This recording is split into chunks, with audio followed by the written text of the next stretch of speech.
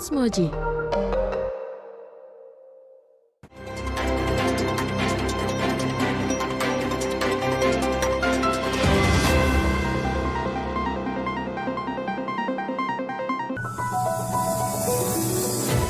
Halo, selamat sore Moji Badi. Buat yang sedang mencari kerja, sudah tahu belum nih kalau persyaratan yang diwajibkan saat ini? Di mana syarat untuk melamar pekerjaan biasanya harus menyertakan kartu kuning dari Dinas Tenaga Kerja atau Disnaker dengan tujuan untuk pendataan para pencari kerja. Jadi yuk dicari ya informasinya dan semangat. Bersama saya Hanisa Sandi dan inilah Moji Petang selengkapnya. Di informasi pertama, tim penyelidik Polda Metro Jaya pada Rabu siang meminta keterangan keluarga Mustofa, penembak kantor MUI Pusat. Keluarga pelaku membantah Mustofa terlibat jaringan teroris dan ia diduga berangkat ke Jakarta untuk mendapat pengakuan sebagai wakil nabi dari MUI. Tim forensik Rumah Sakit Polri Kramat Jati melakukan uji laboratorium patologi anatomi untuk mengungkap penyebab kematian penembak kantor pusat Majelis Ulama Indonesia. Dalam uji laboratorium ini, tim dokter mengambil 3 sampel organ dari dalam tubuh pelaku, termasuk mengecek kandungan obat-obatan yang ditemukan di dalam tas pelaku. Petugas Lembaga Pemasyarakatan atau Lapas Kelas 2B Tulung Agung, Jawa Timur, menggagalkan upaya penyelundupan 10 paket sabu-sabu ke dalam penjara. Modusnya, narkoba itu dimasukkan ke dalam pasta gigi untuk mengelabui petugas. Di informasi selanjutnya, seorang nenek dan cucunya ditangkap polisi karena nekat menjual narkotika di lingkungan tempat tinggalnya di Kota Mataram, Nusa Tenggara Barat. Sang nenek tak berdaya saat polisi menemukan paket sabu-sabu siap edar di kediamannya. Hakim Pengadilan Negeri Jakarta Selatan menolak gugatan pra-peradilan Gubernur Papua nonaktif Lukas NMB mengenai sah atau tidaknya penetapan tersangka kasus dugaan penerimaan gratifikasi oleh KPK. Sementara itu, KPK kembali menetapkan tersangka baru dalam kasus Gubernur Papua nonaktif Lukas NMB. 2 tersangka baru ini adalah Kepala Dinas PUPR Provinsi Papua dan pengacara Lukas NMB. Dan jangan beranjak dulu, Moji Petang akan kembali dengan informasi mengenai pemeriksaan KPK terhadap kekayaan Akhiruddin Hasibuan. Informasinya sesaat lagi.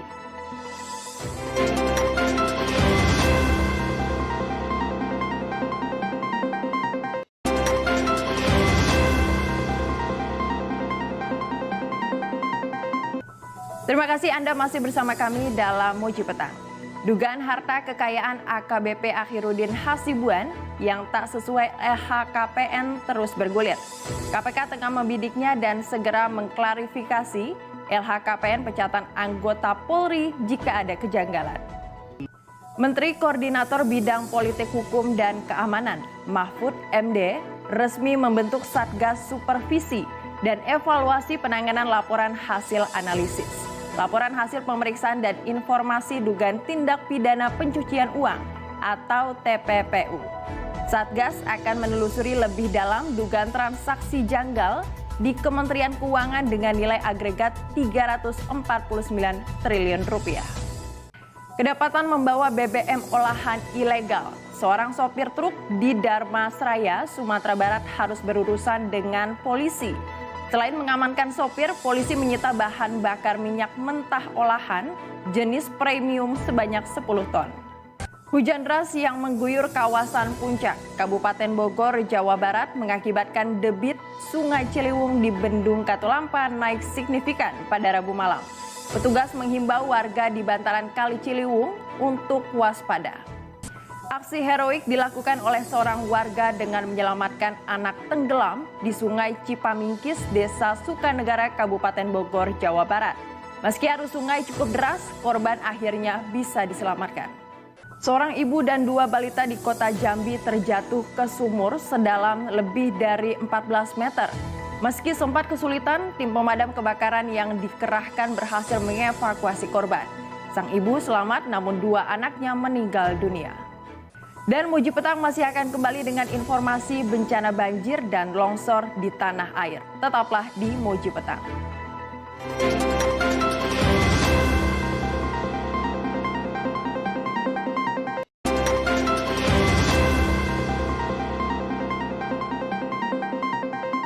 Terima kasih Anda masih bersama kami dalam Moji Petang. Akses utama pusat kota di Jember lumpuh akibat banjir setinggi 50 cm yang merendam badan jalan. Selain karena tingginya curah hujan, banjir juga diduga dipicu karena tersumbatnya saluran pembuangan air. Hujan deras membuat 3 kecamatan di Kabupaten Cianjur, Jawa Barat pada Rabu malam terendam banjir. Sejumlah warga sempat terjebak banjir yang cepat meninggi. Selain banjir, tanah longsor juga terjadi di beberapa lokasi. Kecelakaan menimpa 2 pengendara sepeda motor di Kabupaten Jombang, Jawa Timur hingga keduanya tewas. Sebelum kecelakaan, korban melaju dengan kecepatan tinggi hingga hilang kendali. Sebuah pohon tumbang dan menimpa seorang polisi di Ngawi, Jawa Timur. Pohon tumbang akibat terjangan hujan deras dan angin kencang. Kebakaran di kawasan permukiman padat di Banjarmasin, Kalimantan Selatan meludeskan rumah kontrakan 26 pintu.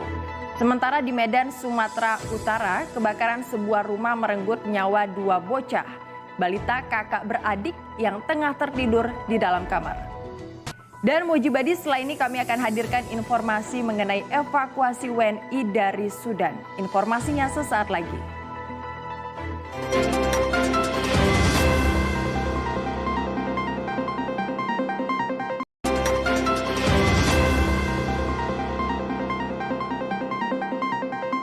Anda kembali menyaksikan Moji Petang.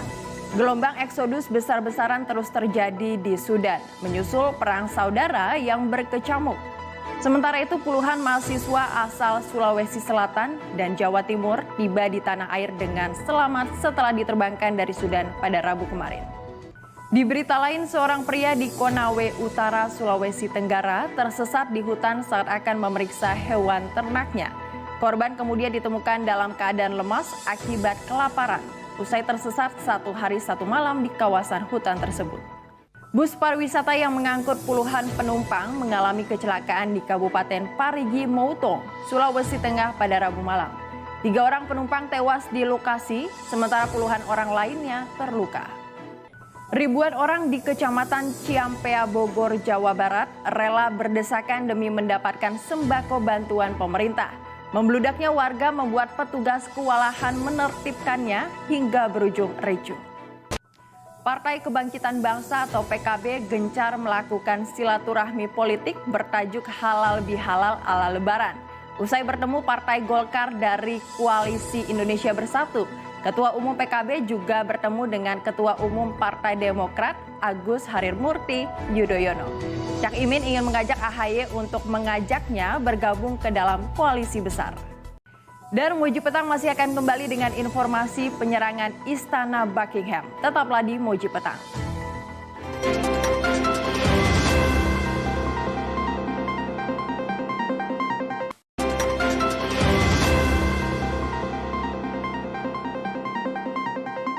Terima kasih Anda kembali menyaksikan Moji Petang bersama saya, Hanisa Sandi. Jelang penobatan Raja Charles III, Istana Buckingham di Inggris diserang pria bersenjata. Usai penangkapan, kini pengamanan di sekitar Istana Buckingham semakin diperketat. Sementara itu, koin baru untuk merayakan penobatan Raja Charles III telah diluncurkan oleh Royal Mint.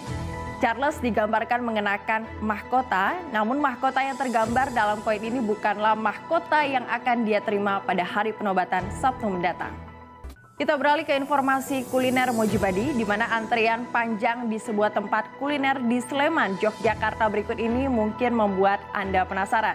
Padahal menu yang ditawarkan sederhana seperti sayur lodeh, telur dadar, dan pisang goreng. Di Sumeneb, Jawa Timur ada destinasi wisata alam yang kini jadi primadona. Jernihnya air laut serta pasir putih yang bersih jadi daya pikat wisatawan menghabiskan liburan di Pantai Salam. Mau nonton Moji dengan lebih jernih? Saksikan tayangan digital Moji di kota kesayangan Anda melalui list UHF berikut ini. Segera scan ulang frekuensi pada TV atau set-top box Anda untuk mendapatkan siaran digital Moji dan keseruan program-program di Moji. Dan selesai sudah rangkaian Moji Petang, semoga beragam informasi yang kami hadirkan dapat bermanfaat untuk Anda. Saya Hanisa Sandi pamit, sampai jumpa dalam Moji Petang selanjutnya. Hanya di Moji, seru banget. It's Moji.